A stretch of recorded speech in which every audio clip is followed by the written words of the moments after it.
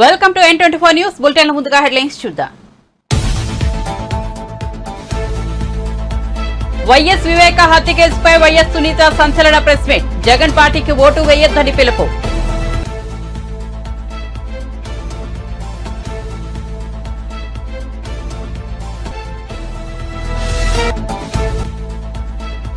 BRS నేతలు చలో Medigadda barrage లో చిన్న సమస్యను పెద్దది చేసి చూపిస్తున్నారన్న కేటీఆర్. వెంటనే దిద్దుబాటు చర్యలు చేపట్టాలని డిమాండ్.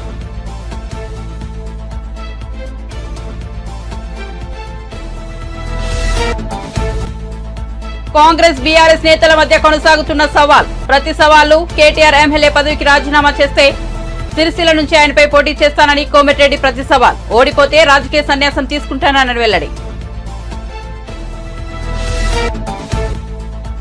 కృష్ణా జిల్లా పామరులో జగనన్న విద్యా దీవెన కార్యక్రమం. పాల్గొన్న ముఖ్యమంత్రి YS Jaganmohan Reddy. October December 2023 త్రైమాసికానికి సంబంధించి నిధులను బటన్ నొక్కి విడుదల.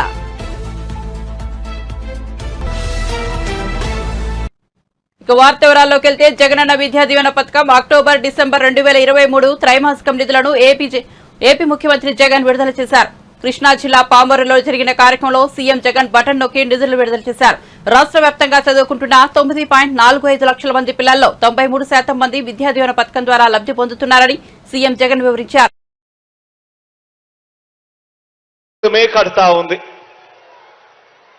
ఆలోచన చేయమని అడుగుతా ఉన్నా. గతానికి ఇప్పటికీ మధ్య ఒక చిన్న తేడా కూడా ఇక్కడ చెబుతా.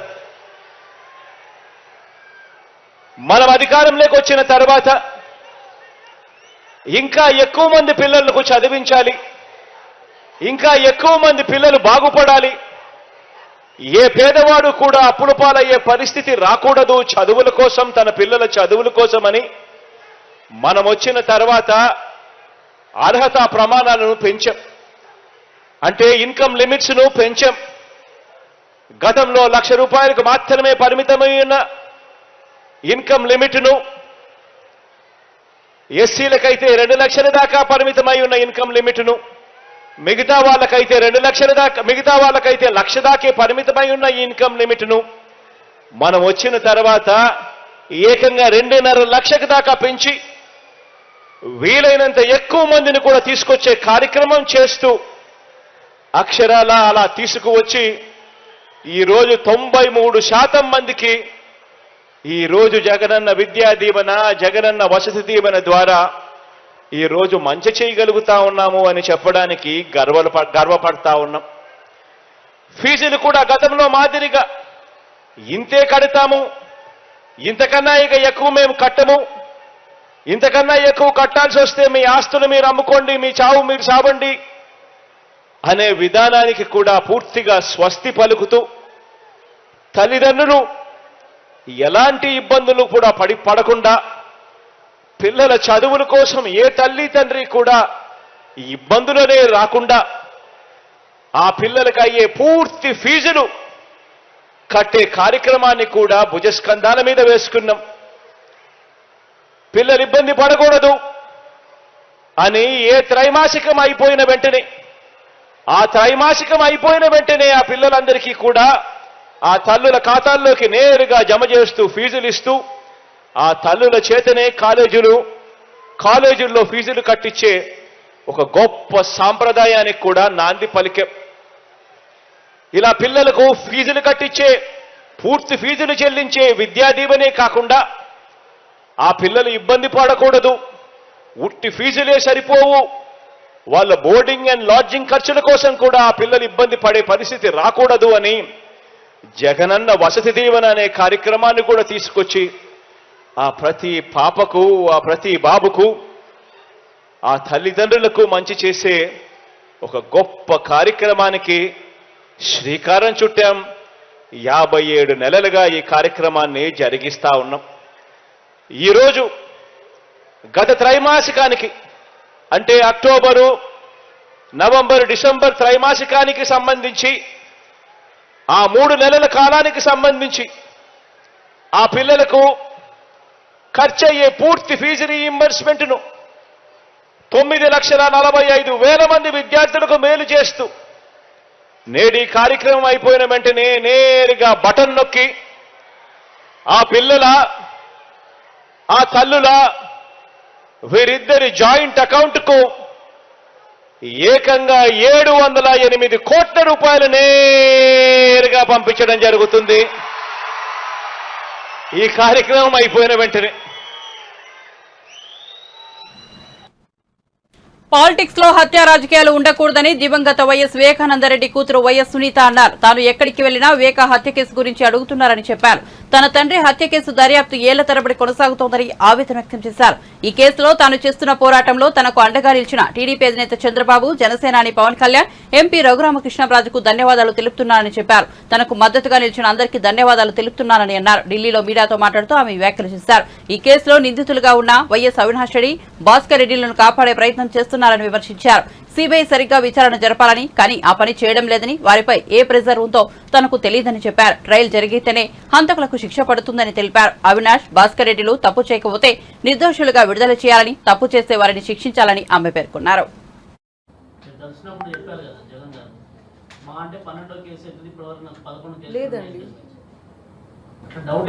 అప్పుడు అయితే అనిపించలేదు, అన్ఫార్చునేట్లీ అనిపించలేదు. అప్పటికి నాకు డౌట్ రాలేదు. అప్పుడు మీ ఉద్దేశం ప్రకారం సొంత ఫ్యామిలీని అంత ఈజీగా అనుమానించలేరండి. It is after all your own brother. After all YS Vivekananda Reddy and YS Rajasekhar Reddy were very very close.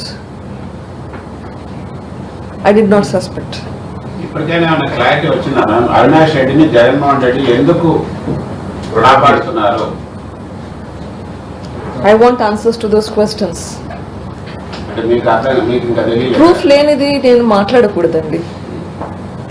మీ ఉద్దేశం ప్రకారం ఇప్పుడు కేసు ఇన్వెస్టిగేషన్ జరగటము, కోర్టు నుంచి రావటము, ఆ తర్వాత సిబిఐ ఇన్వెస్టిగేషన్ జరగటం, మధ్యలో ఆగిపోవడం, ఈ మొత్తం వ్యవహారంలో కాన్స్పిరేటర్స్ గా ఎవరని మీరు భావిస్తారు?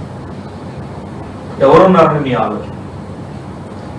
సో రైట్ నౌ అగైన్ 8 మంది పేర్లు అయితే వచ్చాయి. ఇంకా చాలా మంది ఉన్నారు దీని వెనకాల. మీకు వచ్చినటువంటి సమాచారం ప్రకారం ఎవరెవరు? ఇన్వెస్టిగేషన్ ఇంకా కంప్లీట్ కాలేదు కాబట్టి నా నోటితో నేను చెప్పకూడదు. నా అనుమానాలన్నీ నేను సిబిఐ వాళ్ళకి చెప్పాను.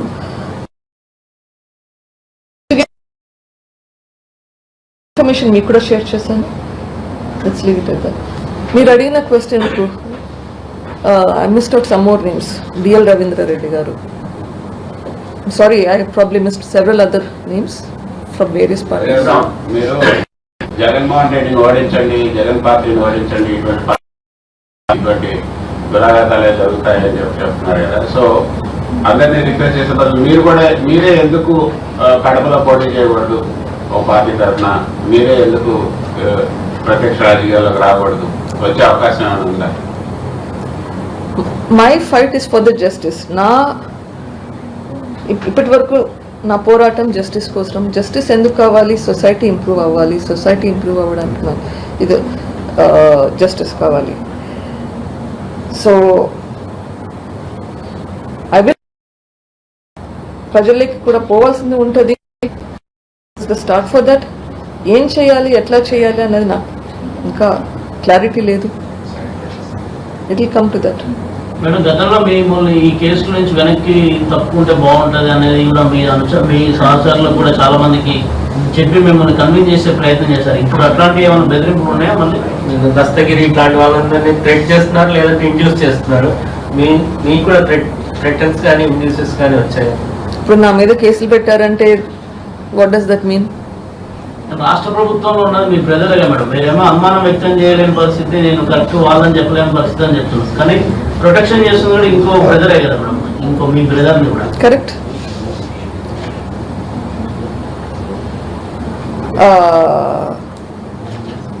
రాష్ట్ర ప్రభుత్వం సహకారం లేకుంటే మా మీద కేసులు పెడతారా? మేడం, ఒకనొక దశలో ఈ కేసులో మీ హస్బెండ్ మీద కూడా ఆరోపణలు వచ్చాయి. అంటే అపోనెంట్స్ మీ హస్బెండ్ పాత్ర కూడా ఉంది అని చెప్పేసి అన్నారు. అవును. దాని మీద ఏమంటారు? ఈ మాట ఎప్పుడు వచ్చినా కానీ నాది ఒకే ఆన్సర్ అండి. Nobody is beyond suspicion including me. ప్రతి ఒక్కరిని ఇన్వెస్టిగేట్ చేయాల్సిందే.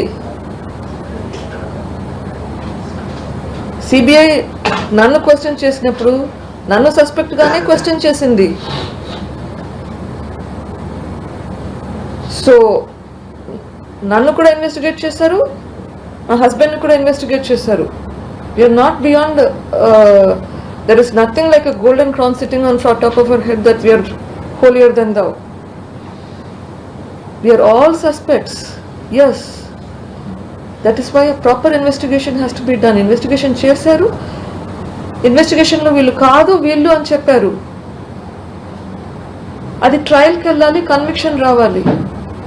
ఆ కన్విక్షన్ వస్తే కదా మనకి ప్రూఫ్ వచ్చేది. కావాలి, ట్రయల్ కావాలి. ట్రయల్ రానే ఈ 11 కేసులు 12 సంవత్సరాలుగా ట్రయలే మొదలు పెట్టలేదు. అట్లా స్టేట్లకి ఇది పోకూడదు. ఇప్పుడు ఏమైతుంది, తన తండ్రి వివేక హత్య కేసులో సీఎం జగన్ ను కూడా విచారించాలని, విజయసాయిరెడ్డిని ప్రశ్నించాలని డాక్టర్ సునీతారెడ్డి ఢిల్లీలో మీడియా ఎదుట పేర్కొన్నారు. అవినాష్ రెడ్డికి ఎట్టి పరిస్థితుల్లోనూ శిక్ష పడాల్సిందేనని అన్నారు. జగన్ పార్టీకి ఓటేయొద్దని పిలుపునిచ్చారు. దీనిపై ఏపీ ప్రభుత్వ సలహాదారు సజ్జల రామకృష్ణారెడ్డి స్పందించారు. ఇవాళ్టితో సునీత ముసుగు తొలగిపోయిందని, ఆమె ఎవరు ప్రతినిధో నేటితో స్పష్టమైందని అన్నారు. సునీత ఎవరికి కృతజ్ఞతలు చెప్పారో అందరూ చూశారని, చంద్రబాబు చేతిలో సునీత కీలుబొమ్మలా మారిందని సజ్జల విమర్శించారు. నాడు వివేక హత్య జరిగినప్పుడు ముఖ్యమంత్రిగా ఉన్నది చంద్రబాబునని, ఇది 4-5 రోజుల్లో తేలిపోవాల్సిన కేసు అంటున్నప్పుడు సునీత ప్రశ్నించాల్సింది చంద్రబాబునే కదా అని సజ్జల వ్యాఖ్యానించారు. తండ్రిని అంతమందించిన వ్యక్తిని సునీత హక్కును చేర్చుకుంటున్నారని, ఇదంతా రాజకీయ కుట్ర కాదా అని ప్రశ్నించారు. అయితే ఏదైతే వేసుకొని నడుస్తున్నదో అది తీసేసారు. మేము ముందు నుంచి ఏం చెప్తున్నామో, ఎవరు నడుపుతున్నారో ఇదంతా, ఆమె ఎవరి చేతిలో పావుగా ఉన్నారో, ఏ చంద్రబాబు నాయుడు గారి చేతిలో పావుగా ఉండి ఎట్లా ఆడుతున్నారో అదంతా నిజమని చెప్పి ఆమె ఈరోజు వాళ్ళకి థ్యాంక్స్ చెప్పడం ద్వారా, అలాగే జగన్మోహన్ రెడ్డి గారి మీద విషం కక్కడం ద్వారా, అవినాష్ గారి మీద జగన్మోహన్ రెడ్డి గారి మీద విషం కక్కడం ద్వారా తను ఎవరికి ప్రాతినిధ్యం వహిస్తున్నారో, ఎవరు ప్రతినిధిగా మాట్లాడుతున్నారో, ఎవరు ప్రతినిధిగా ఇన్నాళ్ళు తప్పుడు ఇవి చేసుకుంటూ కేసు బిల్డ్ చేస్తూ ప్రయత్నం చేస్తూ వచ్చారు. ఈరోజు బయటపడి ఇంకా అంతకంటే వేరే ఆధారం ఏం కావాలి? ఆమె దానికి మాట్లాడిన వాటిలో ఎలాంటి వాస్తవం లేదనడానికి, అవన్నీ చంద్రబాబు పలికించే చిలక పలుకులు అనడానికి ఇంతకంటే ఏం ఆధారం కావాలి? దాని మీద పెద్ద మాట్లాడాల్సింది. అది ఆమె సమాధానం చెప్పాలి. 2-3 వాస్తవాలు ఉన్నాయి. ఆమె దాంట్లోనే ఇంకో పాయింట్ ఏదో ఉంది. మన తండ్రి ఎమ్మెల్సీగా ఓడిపోవడానికి కారణం ఏంటి, దానికి వీళ్ళే కారణమని ఆమె ఈరోజు.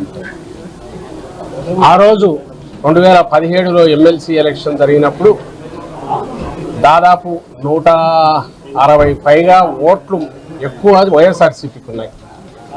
అంటే సాలిడ్గా కడప జిల్లా స్థానిక సంస్థల కోటా కింద వైఎస్ వివేకానంద రెడ్డి గారు కంపింగ్ మెజారిటీతో గెలవడానికి కావాల్సినంత మెజారిటీ ఓట్లు పార్టీకి ఉన్నాయి. అందుకోసమే జగన్మోహన్ రెడ్డి గారు తన చిన్నాన్నను దానికి పోటీ పెట్టారు, పోటీ దించారు. ఓడిపోయే సీటు చంద్రబాబు నాయుడు లాగా పెట్టలే. తన మా సీటు ఏదైందో దానికి తన చిన్నాన్న గారిని పెట్టారు. ఏ చిన్నాన్న గారిని? ఎవరైతే జగన్మోహన్ రెడ్డి గారి తండ్రి చనిపోయిన తర్వాత రాజశేఖర రెడ్డి గారు చనిపోగానే అటువైపు వెళ్ళి జగన్మోహన్ రెడ్డి గారిని రాజకీయంగా అంతు చూడాలని పోటీకి దిగారు వివేకానంద రెడ్డి గారు, జగన్మోహన్ రెడ్డి గారి తల్లి గారి మీద, విజయమ్మ గారి మీద. ఆయనను దగ్గరికి తీసుకొని ఆయన అలాగే వచ్చి కలిసిపోయారు పార్టీలో. అన్నీ అంతకుముందు ఏమేం చేశారో అవన్నీ పొరపాటు అని గ్రహించారు, ఓపెన్గా చెప్పారు, వచ్చేశారు. అంతే ఇదిగా దగ్గరగా ఈయన తీసుకున్నారు. ఆయన అడగకుండానే ఆయన ఎమ్మెల్సీగా పోటీ పెట్టారు. ఆయన గెలిచి ఉండాలి సునాయాసంగా 160 ఓట్ల మెజారిటీతో, 5 ఓట్ల మెజారిటీ. అలాంటి వ్యక్తి మీద పోటీ చేసింది టీడీపీ నుంచి ఎవరు? ఈరోజు ఎవరైతే వీళ్ళు థ్యాంక్స్ చెప్తున్నారో ఆ ముఠాకు చెందిన బీటెక్ రవి. అతను గెలిచి తన తండ్రి ఓడిపోయినందుకు కుట్ర అంటూ పన్నితే ఎవరు పన్నిండాలి? బీటెక్ రవి కానీ, లేకపోతే అప్పుడు మా దగ్గర నుంచి ఫిరాయించి అవతల ఉండి మంత్రిగా ఉన్న ఆదినారాయణ రెడ్డి కానీ చేశారు.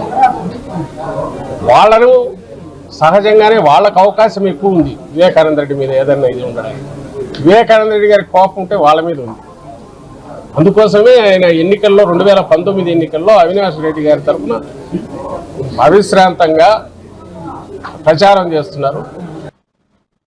మేడిగడ్డ బ్యారేజీ వద్ద ఏర్పడిన చిన్న సమస్యను చాలా పెద్దది చేసి చూపిస్తున్నారని బీఆర్ఎస్ వర్కింగ్ ప్రెసిడెంట్ కేటీఆర్ మండిపడ్డారు. శుక్రవారం బీఆర్ఎస్ నేతలు చలో మేడిగడ్డ చేపట్టిన విషయం తెలిసిందే. ఈ బ్యారేజీని బీఆర్ఎస్ ఎమ్మెల్యేలు, నిపుణులు, మీడియా పరిశీలించింది. అనంతరం కేటీఆర్ మాట్లాడుతూ మేడిగడ్డ కుంగుబాటుపై నిపుణులతో కమిటీ వేయాలన్నారు. వెంటనే దిద్దుబాటు చర్యలు చేపట్టాలని డిమాండ్ చేశారు.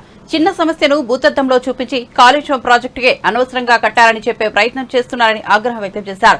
కాళేశ్వరం ప్రాజెక్టు కారణంగా ₹1,00,00,000 కోట్ల వృధా అయ్యాయని చెప్పడం విడ్డూరమన్నారు. అధికారులతో, నిపుణులతో కమిటీ వేయండి, రిపోర్ట్ తీసుకోండి, సత్వరమే దిద్దుబాటు చర్యలు చేపట్టి వరద వచ్చే నాటికల్లా బరాజును మళ్లీ సేఫ్ స్టేట్ మా డిమాండ్. రైతుల మీద పగబట్టకండి, రాష్ట్రం మీద పగబట్టకండి.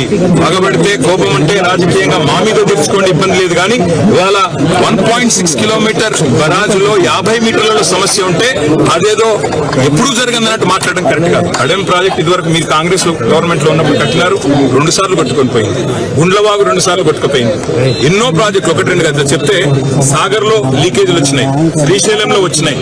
కానీ మేమన్నాడు రాజకీయంగా మాట్లాడలేదు. కానీ ఈ రోజు ప్రభుత్వానికి కోరేది నిపుణుల సలహాలు తీసుకోండి, పునరుద్ధరించండి, రాజకీయం పని చేయండి. మీరు అధికారంలో ఉన్నారు, దయచేసి దిద్దుబాటు చర్యలు తీసుకొని సత్వరమే రిపేర్ చేయాలని విజ్ఞప్తి. ఇప్పుడు మన ఇరిగేషన్ ఎక్స్పర్ట్స్ కూడా వచ్చినారు, వారిని మాట్లాడాల్సిందిగా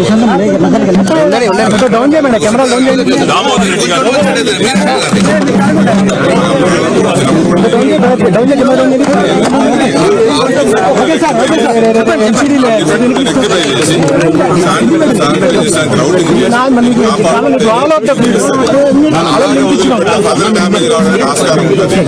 ఏమాత్రం ఉపయోగపడాలన్నా, రాష్ట్రానికి ఉపయోగపడాలన్నా రెస్టోర్ చేయాలి. ఈవెన్ మినిమం డ్రాడౌన్ మెయింటైన్ చేస్తే ఎటువంటి హాని జరగదు. అయితే బ్యారేజ్ గా వాడితే ఇబ్బందులన్నీ తగ్గుతాయి. 93 లెవెల్ మెయింటైన్ చేస్తే సరిపోతుంది. ఒక టీఎంసీ పంపు చేయదలుచుకుని 93 కన్నా తక్కువ కూడా పోవచ్చు.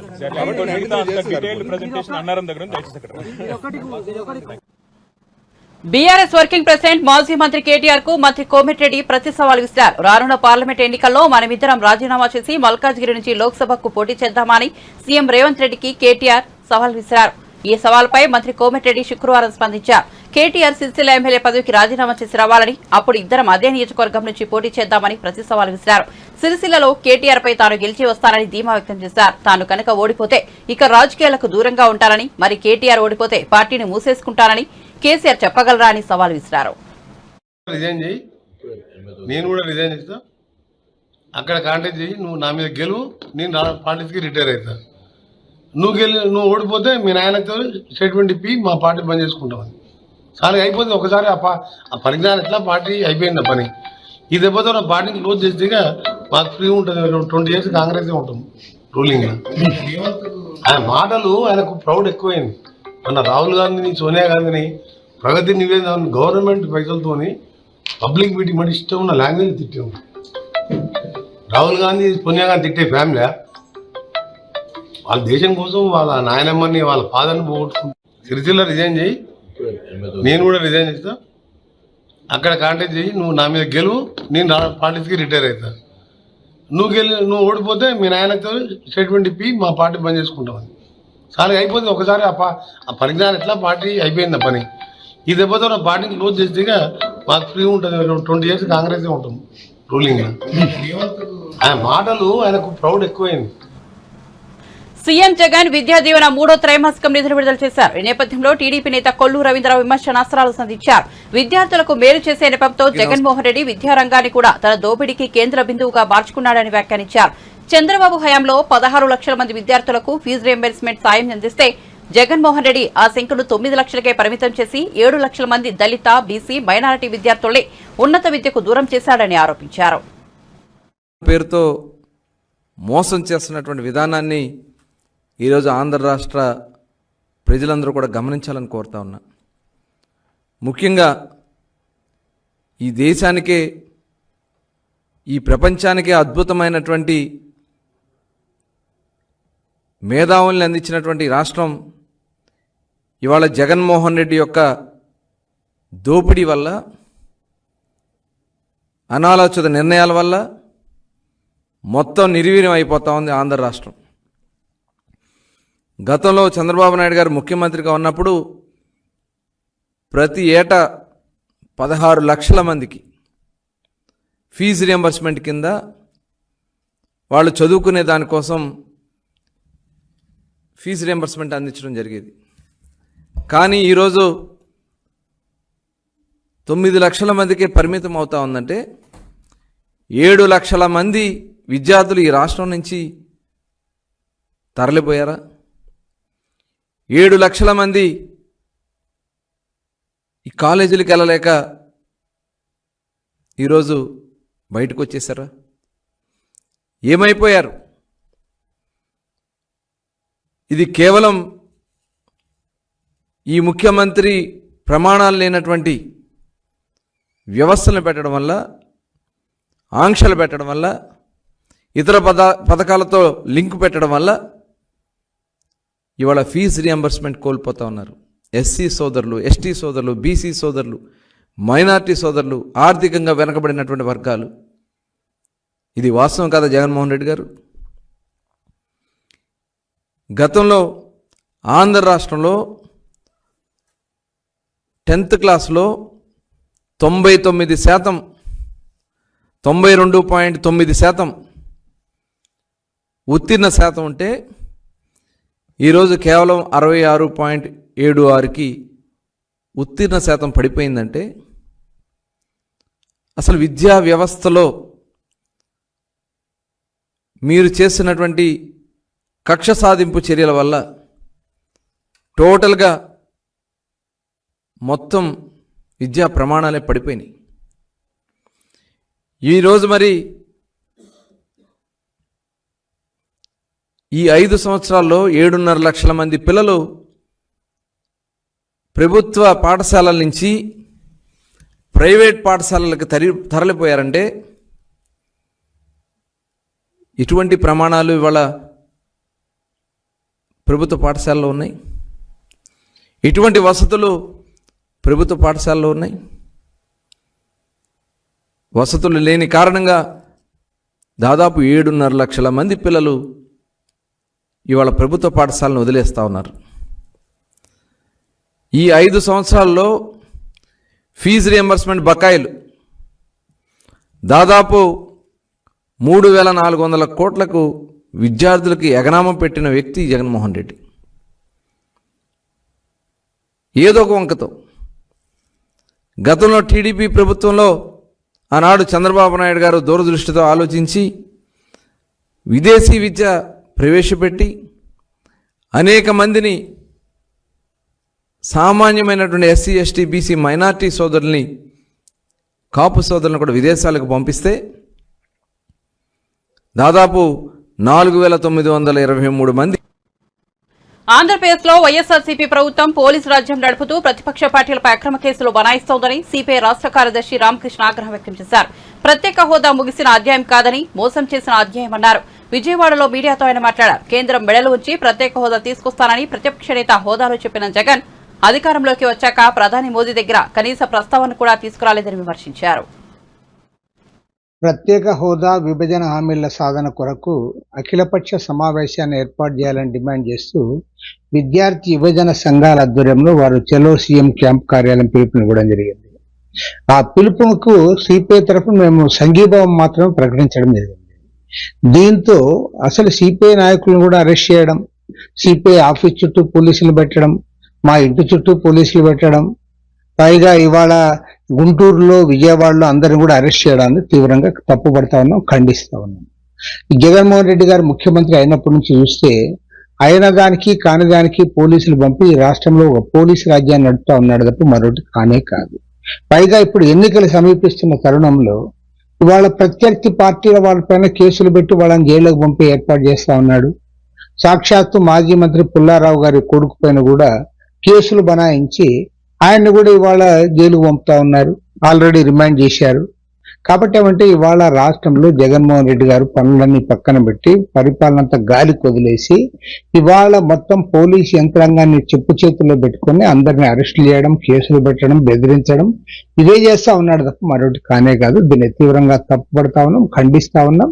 ఇవాళ ప్రత్యేక హోదా విభజన హామీల సాధన కొరకు నీకు చేతనైతే నువ్వు ఆల్ పార్టీ మీటింగ్ పెట్టు. ఆల్ పార్టీ మీటింగ్ పెడితే నీ గంటేం పోదు కదా.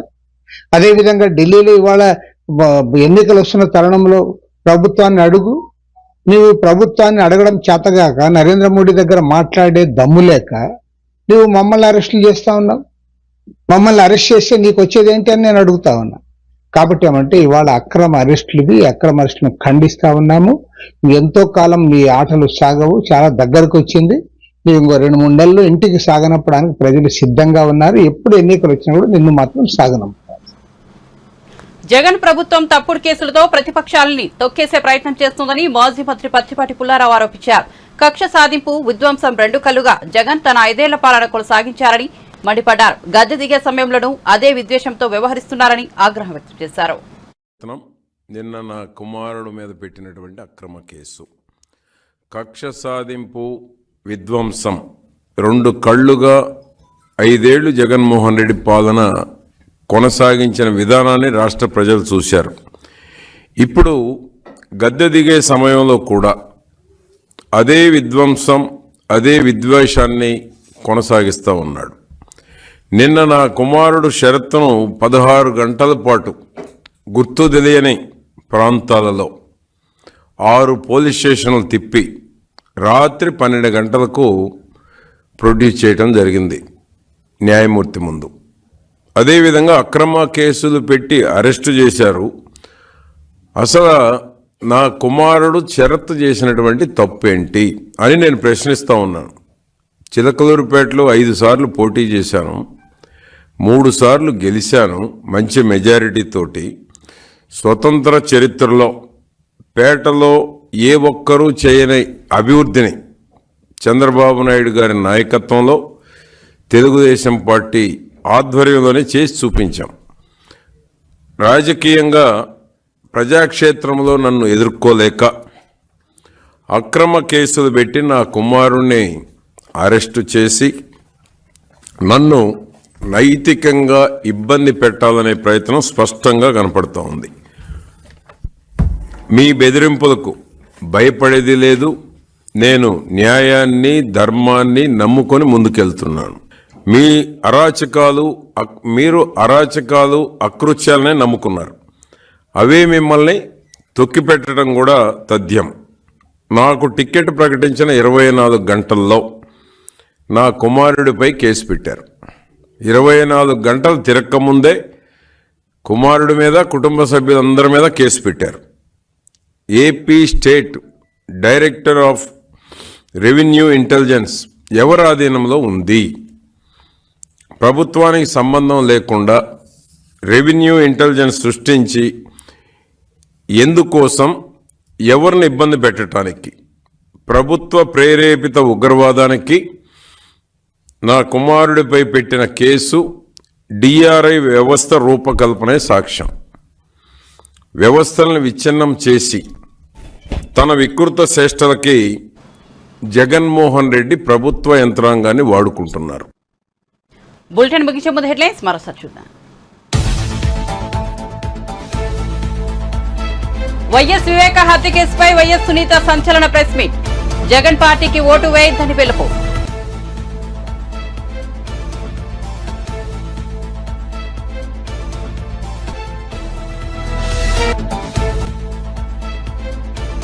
బీఆర్ఎస్ నేతలు చలో మేడిగడ్డ బ్యారేజీలో చిన్న సమస్యను పెద్దది చేసి చూపిస్తున్నారన్న కేటీఆర్. వెంటనే దిద్దుబాటు చర్యలు చేపట్టాలని డిమాండ్.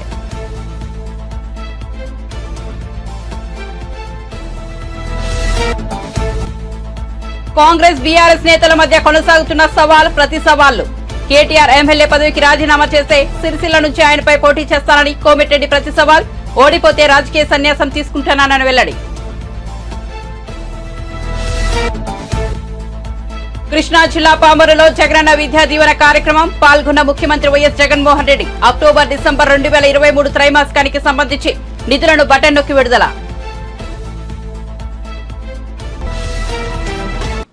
మరిన్ని అప్డేట్స్ కోసం చూస్తూనే ఉండండి N24 న్యూస్.